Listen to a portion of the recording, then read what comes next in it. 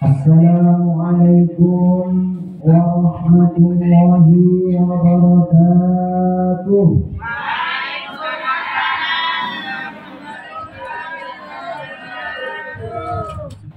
Bismillahirrahmanirrahim. Alhamdulillahilladzi arsala rasulahu yakhrujan nas minadh-dhulumati ilan nur wa nusalli wa nusallim wa nubarik wa nu'azzim ala nabiyyil karim sayyidina wa maulana Muhammadin wa ala alihi wa sahbihi ajma'in. Amma ba'du. Yang kami hormati, kami muliakan dan kami taati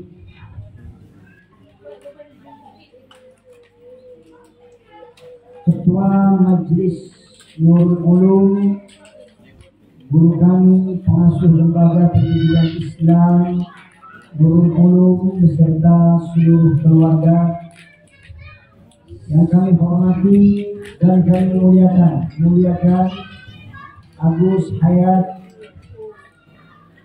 Ustaz Ahmad Khairi, dan seluruh para tokoh masyarakat, wabil khusus Ustaz Syariful Amin, Ustaz Muhammad Syarif yang selalu setia mendampingi ibu-ibu. Jadi beliau itu istimewa. Di mana ada ibu-ibu, di situ ada Ustaz Syarif. Karena beliau itu sangat rajin mengambil video, sehingga saya itu banyak ditelepon oleh kawan-kawan. Katanya saya hanya masuk di YouTube. Tuh, saya bilang ya, tapi nggak apa-apa. Selagi itu kebaikan, bagus, mudah-mudahan berkah dunia akhirat. Yang kami hormati segenap para ibu-ibu, terkhusus kepada Bapak Muhammad Basir yang menjadi tuan rumah pada sore hari ini. Sekaligus beliau mempunyai istri yang hamil 4 bulan. Alhamdulillah, mudah-mudahan anaknya nanti keluar dengan selamat, menjadi anak yang berguna bagi agama, nusa, dan bangsa. Dan khusus Ibu Sulima itu banyak makan anggur,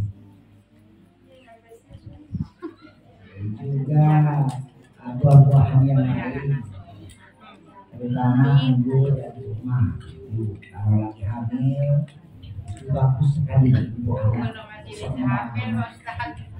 Tapi bukan Pak Basirnya, Ibu Sulimanya. Jadi itu.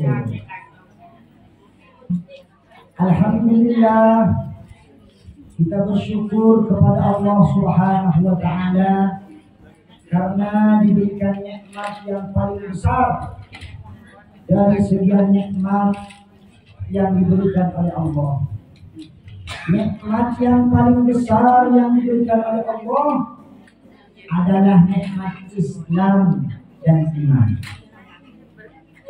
Seandainya kita memiliki yang lainnya, harta kita bertumpuk, badan kita sehat, kita dipuja, dipuji, disanjung, dihormati.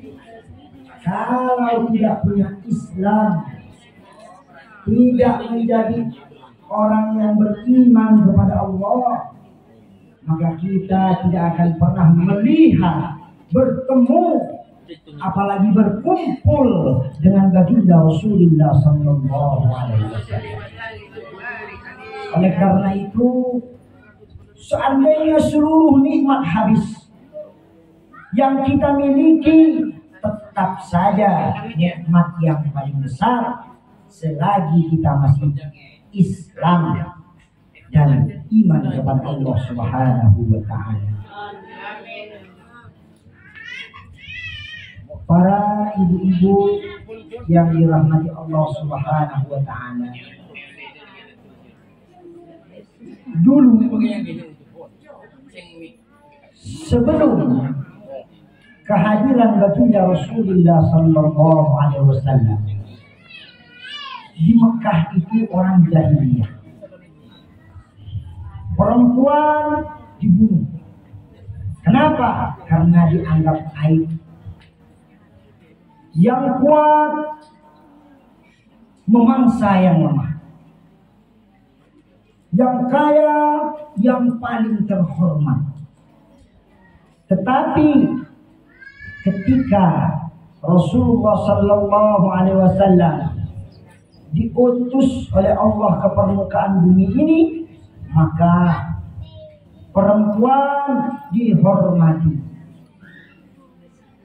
Yang lemah, yang kuat, yang kaya, semuanya sama di sisi Allah Subhanahu wa taala. Yang membedakan hanyalah ketakwaannya. Orang yang takwa kepada Allah, dialah yang paling mulia di sisi Allah Subhanahu wa taala.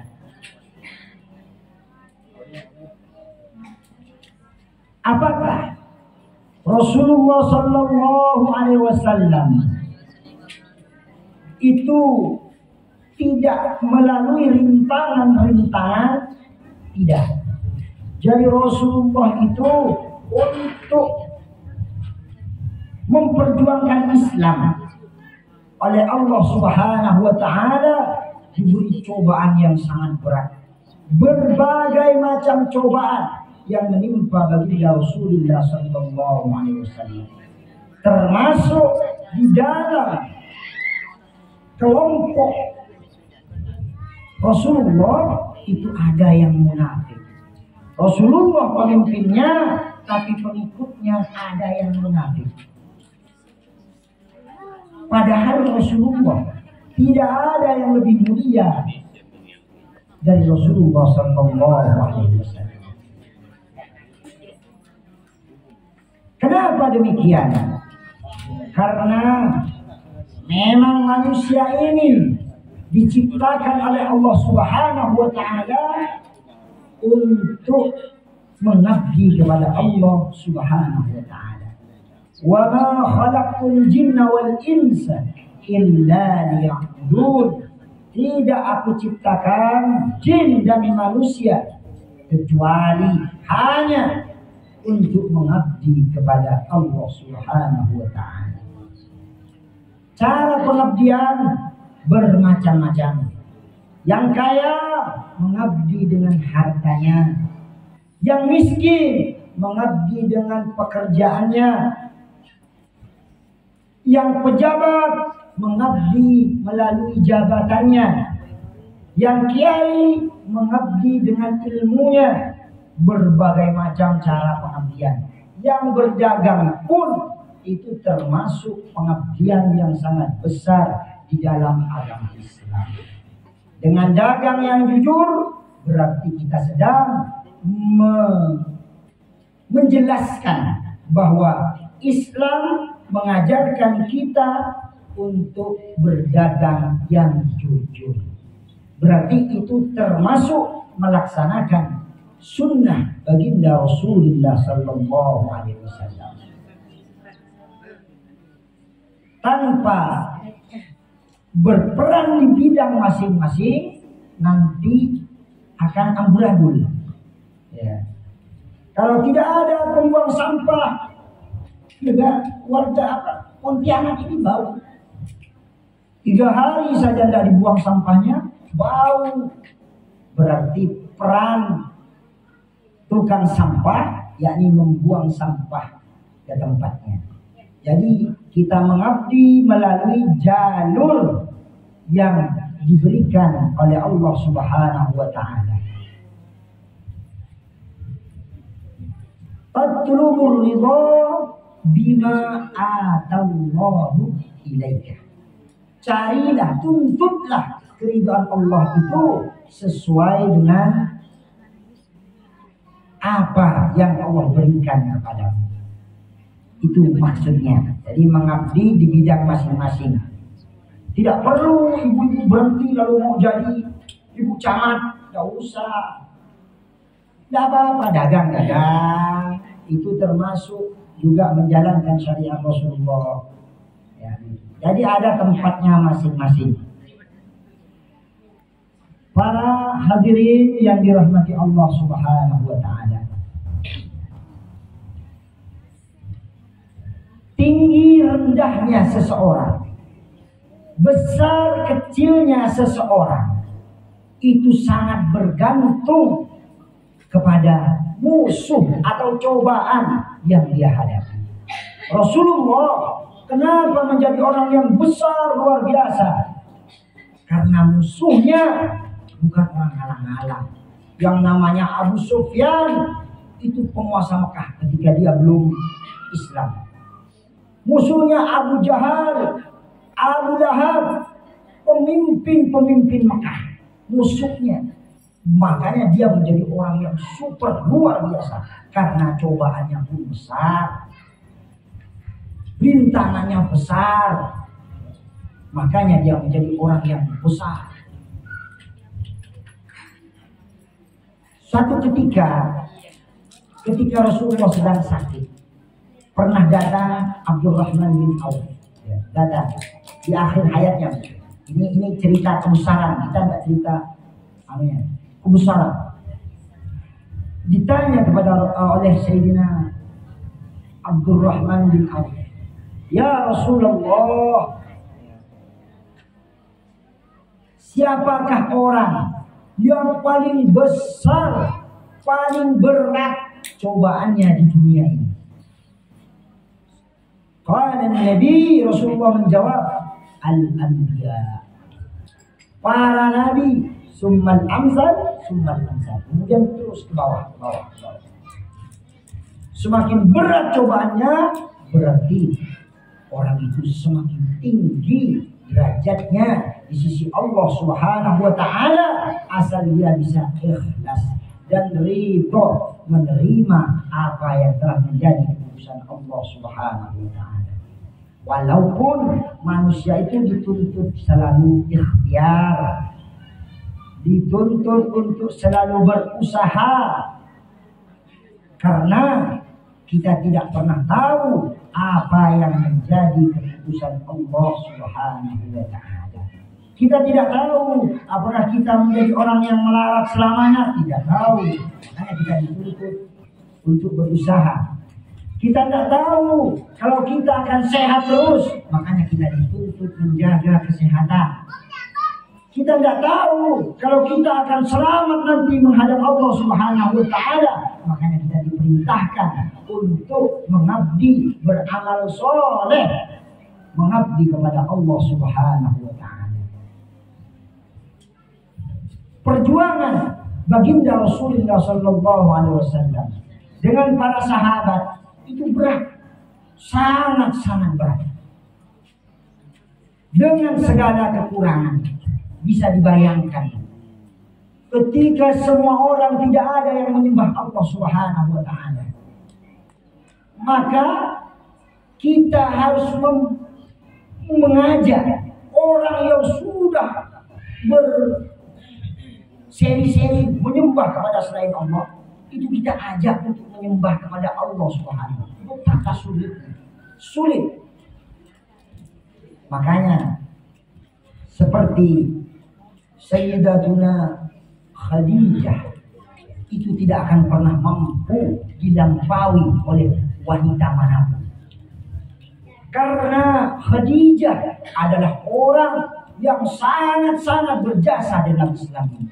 beliau dengan ikhlas menghabiskan seluruh hartanya, dari orang yang paling kaya di kota Mekah menjadi orang yang paling miskin di kota Mekah. Bahkan beliau ketika beliau sudah sakit, beliau menangis, bajunya sobek-sobek. Kata Rasulullah, ya Khadijah, wahai istriku sayang, apakah engkau menyesal karena engkau menjadi dari orang yang terhormat menjadi orang biasa, dulu orang yang paling kaya, sekarang engkau paling mahal? Kata saya Khadijah, tidak ya Rasulullah, tidak. Seandainya aku ini mati, dan kalau tulang-tulangku masih dibutuhkan dan manfaat untuk Islam, maka ambil tulang-tulangku itu untuk agama Islam. Bayangkan, saking luar biasa. Makanya Sayyidatina Khadijah itu adalah orang yang sangat-sangat luar biasa, perempuan yang sangat luar biasa, menemani baginda Rasulullah Sallallahu Alaihi Wasallam.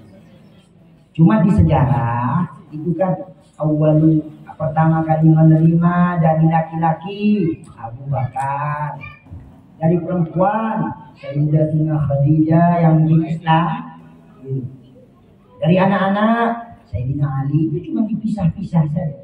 Ya. Tapi kalau aslinya merunut dari sejarah, kita teliti sejarah, tidak akan mungkin salah. Tetap Sayyidatina Khadijah yang pertama kali orang yang menerima Islam untuk mendampingi baginda Rasulullah Sallallahu Alaihi Wasallam. Itu yang harus diingat oleh para ibu-ibu. Dikaji manakibnya, dikaji perjuangannya, pengorbanannya. Walaupun kita tidak harus sama, ibu-ibu tidak harus sama, karena memang tidak akan pernah mampu seperti beliau. Tapi minimal kita ada rasa cinta, rasa bangga, rasa senang. Ternyata suami yang sukses harus didampingi oleh istri yang saleh. Ketika para sahabat mengadu, ya Rasulullah, kami banyak yang terluka, hartanya habis, menderita, anaknya menjadi yatim, istrinya menjadi janda. Dia berharap agar dipuji oleh Allah Subhanahu wa Ta'ala, oleh Rasulullah Sallallahu Alaihi Wasallam. Tetapi yang diturunkan oleh Allah Subhanahu wa Ta'ala, malah Allah berfirman, Bismillahirrahmanirrahim, in takunu ta'lamuna fa innahum ya'lamuna kama ta'lamun wa tarjuna minallah ma la yarjun. Kalau kau merasa sakit, pedih, memperjuangkan kebenaran, orang-orang yang jahat juga sama, sakit, pedih, memperjuangkan kejahatannya. Wa tarjuna minallah ma la yarjun. Kamu ada harapan mendapatkan ridho dari Allah Subhanahu wa Ta'ala, masuk ke dalam surganya Allah dengan memperjuangkan kebenaran, ma la yarjun. Tetapi orang-orang yang zalim, orang-orang yang kafir, tidak akan mendapat ridho Allah Subhanahu wa Ta'ala. Itu kemudian dilaksanakanlah oleh para pahlawan. Kita melangkah jauh. Indonesia ini merdeka. Kita sekarang menjadi orang yang merdeka. Apakah diberikan cuma-cuma oleh Belanda? Apakah diberikan cuma-cuma oleh Jepang? Oleh para pengkhianat? Tidak. Semuanya melalui proses perjuangan, mengorbankan jiwa dan raga. Itu diperjuangkan. Semuanya diperjuangkan. Akhirnya mereka semua, kita semua pada saat ini bisa hidup di negeri Indonesia ini dengan nyaman, damai dan tentram. Itu berkah perjuangan para pahlawan-pahlawan terdahulu. Mereka berjuang, kita sekarang tinggal merawat. Apakah yang berjuang cuma orang Islam? Tidak. Apakah yang berjuang cuma kiai? Tidak. Kita bersama-sama. Ada non-muslimnya juga berjuang. Ada juga yang perempuan, ada juga yang laki-laki, ada yang tua, ada yang muda. Bahkan dari kita-kita semua ini, jangan tidak menyangka, bisa jadi kita termasuk keturunan pahlawan. Cuman karena tidak terdeteksi, tidak kita urut ya nasab kita, sehingga kita tidak tahu. Bisa jadi. Kenapa? Karena tidak mungkin negara Indonesia ini bisa merdeka cuma dengan nama pahlawan yang disebut di dalam buku. Tidak. Ya, itu cuma para pembesarnya. Gitu.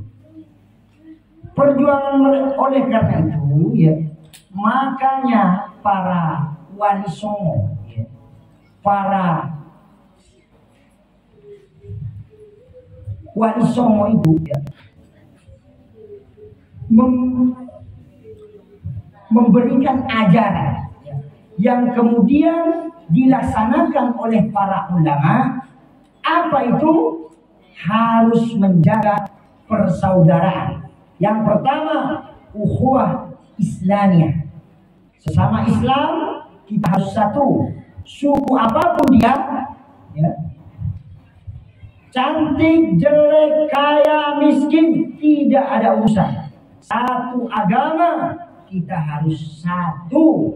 Jangan saling rendah merendahkan, hina menghinakan, saling menyampingkan yang lain. Itu namanya ukhuwah Islamiyah. Mau orang Jaya, mau orang Cina, mau orang Batak, kalau dia Islam, dia namanya saudara kita dari segi ukhuwah Islamiyah. Itu agak sempit. Perluas lagi ya, namanya ukhuwah watoniyah. Persaudaraan satu negara. Ya, persaudaraan satu negara. Asal dia orang Indonesia, dari manapun dia, itu adalah saudara kita. Mau dari Madura, dari Sulawesi, dari Papua, dari manapun, kalau dia orang Indonesia, dia adalah saudara kita. Itu ajaran Islam, itu ajaran Allah Subhanahu wa Ta'ala. Ya. Secara menyeluruh, ukhuwah basyariah, ya, persaudaraan sesama manusia. Kita semua selagi manusia, dari manapun, dari Jepang, dari Amerika, dari manapun, kalau dia itu manusia, dia itu saudara. Jadi persaudaraan harus kita pupuk dengan baik. Kita tidak boleh, tidak diajarkan untuk saling membenci, ya, saling merendahkan. Itu bukan ajaran Islam. Apalagi sama-sama tetangga, apalagi saudara. Kalau saudara dua kali, satu karena memusuhi sesama manusianya, kedua karena dia memutus persaudaraannya. Lebih parah lagi. Jadi tidak ada musuh dalam Islam kecuali siapa? Kecuali wala udwana illa 'alal zalimin. Ini yang selalu dikumandangkan oleh baginda Rasulullah sallallahu alaihi wasallam. Tidak ada permusuhan kecuali kepada orang-orang yang melanggar hukum. Penjajah, bandar narkoba, pembuat kejahatan, siapapun pembuat kejahatan, itu adalah musuh kita bersama. Korupsi itu musuh. Biarpun dada-dada kesampaian jangan dada. Di TV kan biasa. Oke, rompi dada-dada ini. Waduh. Nah, itu namanya musuh. Musuh kita bersama. Apanya yang kita musuhi? Pekerjaannya. Nah, jadi persaudaraan itu semuanya saudara. Tidak musuh dalam Islam. Ini ajaran Islam. Ya. kita pegang, ya, oh ini saudara saya, kalau tidak dari darah, dari agama, kalau tidak dari agama, dari negara, kalau tidak dari satu negara, sama-sama manusia. Sehingga dengan demikian, ya, kita itu luas, ya, cara berpikirnya. Ini yang ditetapkan oleh para ulama kita. Saling sayang, saling asah, asih dan asuh. Ya. Makanya Bu, banyak kisah-kisah yang dikisahkan oleh Allah Subhanahu oleh para ulama. Itu gara-gara sifat kasih sayang. Coba bayangkan, seorang perempuan nakal menolong seekor anjing loh yang ditolong, bukan kucing, anjing, barang yang dinajiskan. Gara-gara hal itu mendapatkan ridho dari Allah SWT. Gimana pelajarannya? Pelajarannya karena dia mempunyai kasih sayang dalam, apalagi sesama manusia. Ya.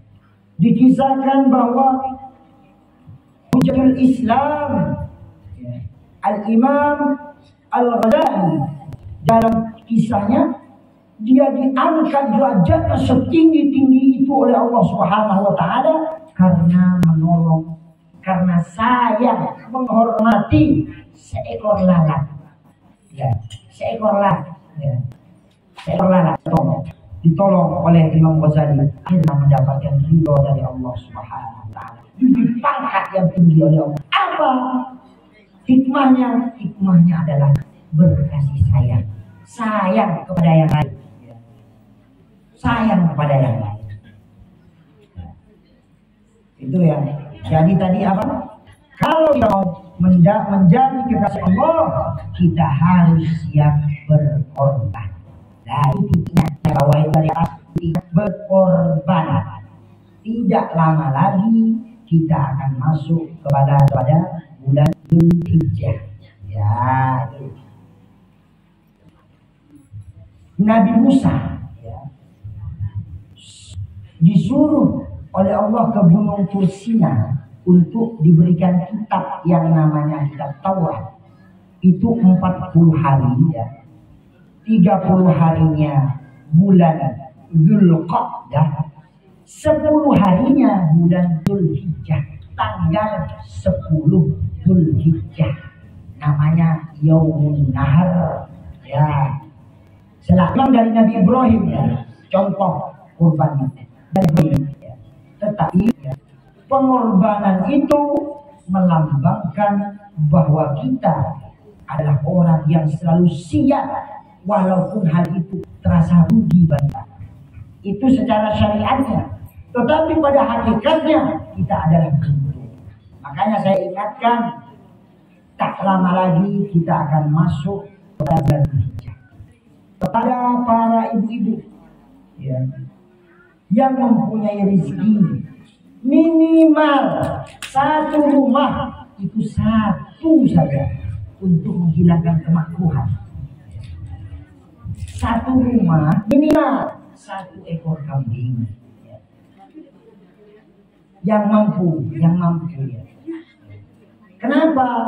Karena itu bentuk pengorbanan kita di dalam melaksanakan perintah Allah Subhanahu wa taala. Yang mendapat pahala itu yang berkorban. Ya. Tadi satu rumah minimal 1. Syukur-syukur kalau ada rezeki 1 orang 1 korban. Boleh kambing, kalau mampu sapi untuk 7 orang. Nah, itu, ya, itu nanti bisa diambil di sisi Allah Subhanahu wa taala. Ya. Jadi amal di bulan tanggal 10 Yaumun Nahar, ya, itu yang sangat dicintai oleh Allah adalah amal min iraqatid dam, menumpahkan darah. Ya. Artinya bukan disuruh perang. Menumpahkan darah itu maksudnya berkorban. Makanya tetap disunahkan bagi orang fakir, orang yang tidak mampu untuk berkorban, menyembelih hewan. Baik itu ayam atau bebek. Jangan sapi, kalau sapi mampu namanya. Lah, tetap min iraqatid dam. Jadi bukan masalah hewannya Bu, kalau dalam hukum itu, tapi menumpahkan darahnya. Hikmahnya di mana? Agar kita tidak menjadi orang yang tamak. Kita tidak rakus, kita tidak gampang menyalahkan orang. Kenapa? Karena kita sudah ada yang mau dimakan. Dapat dari panitia, alhamdulillah. Tidak dapat, ya innalillah. Panitia jelas kalau tidak dapat. Jadi itu, jadi ibu-ibu. Ya. Kayak gitu ya. Jadi itu, ya sebentar, silakan. Apa tuh? Mau korban?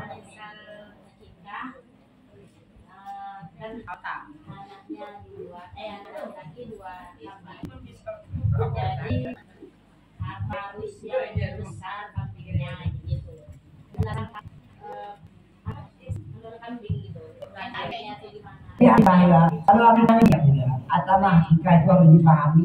Akikah itu ada kesunahan yang diberikan kepada orang tua. Ingat itu yang pertama tadi. Yang sunnah itu orang tuanya, ya. Yang mendapatkan kesunahan itu orang tuanya. Ya. Kalau orang tuanya akikah, selagi dia belum balik, maka orang tua itu tetap sunnah dari Allah, dapat pahala. Ya.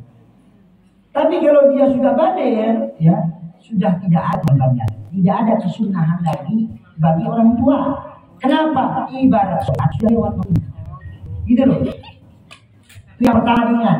Kalau anaknya sudah balik, kasih anaknya biar anak jadi yang berkorban. Maksudnya gitu. Ya. Sudah tidak ada, karena sudah tidak disunahkan lagi bagi orang tua untuk berakikah. Jadi akikah itu kesunahan untuk orang tuanya selagi anaknya belum sampai balik. Kalau perempuan 1 kambing, kalau laki-laki 2 kambing. Yang penting kambingnya sehat ya. Kalau nggak mampu Pak Ustadz boleh dicicil, silahkan dicicil. 1 hari ini, nanti kapan-kapan 1 lagi. Yang paling afdol hari ke-7. Hari ke-7 sekaligus pemberian nama. Anak namanya disimpan, hari ke-7 sembelih hewannya ya. Kemudian dipanggillah wahai. Nah ini sesuatu yang dicontohkan dalam syariat. Demikian. Ya. Kalau undang-undang sebenarnya yang paling afdol itu adalah dibagikan. Ya, tapi kita kan sukanya nyelam sambil minum susu. Mau akikah ada, mau ada pengajian enggak, mau selamatan di rumah enggak ya, apa-apa lah.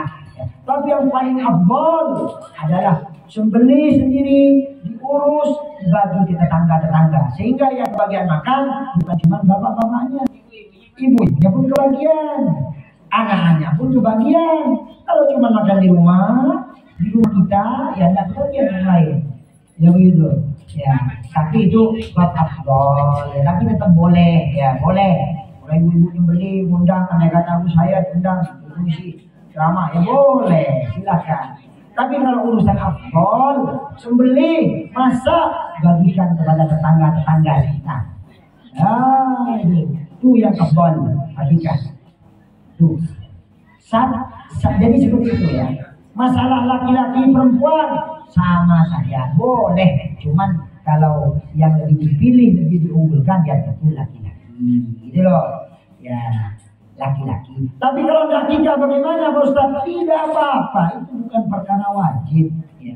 Cuman jangan nanti di akhirat mana akikah saya kok tidak. Oh, di dunia kan tidak akikah, kok di akhirat nyari-nyari pahala akikah, kan aneh namanya. Nah seperti itu.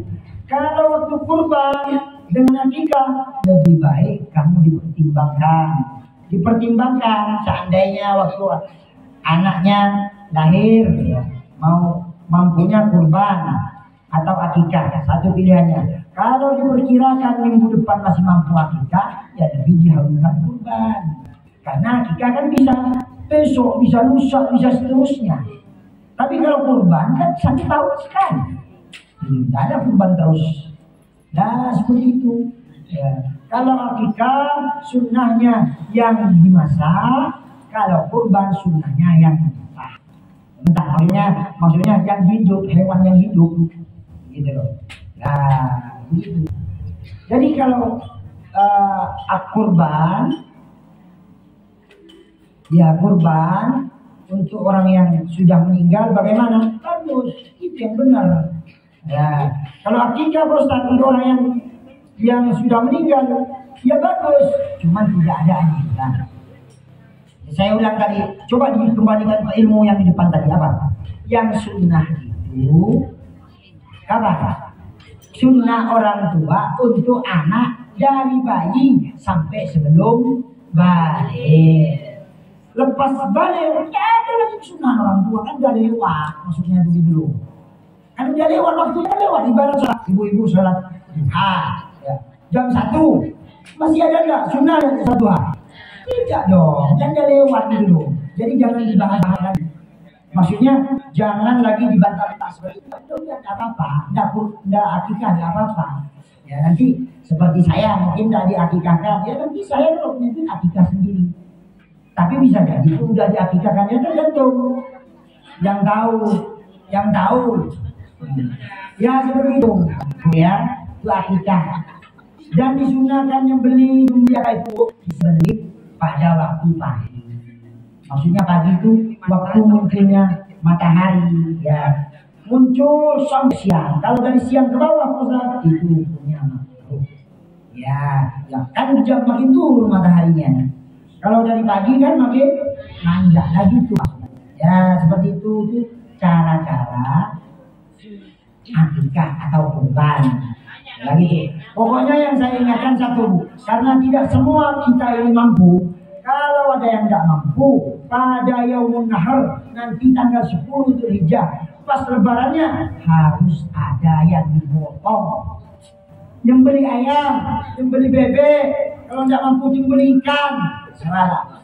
Apalah, yang penting ada mengalirkan darah. Karena bunyinya itu min siroqatin dam, menumpahkan darah. Dan tuh, ya.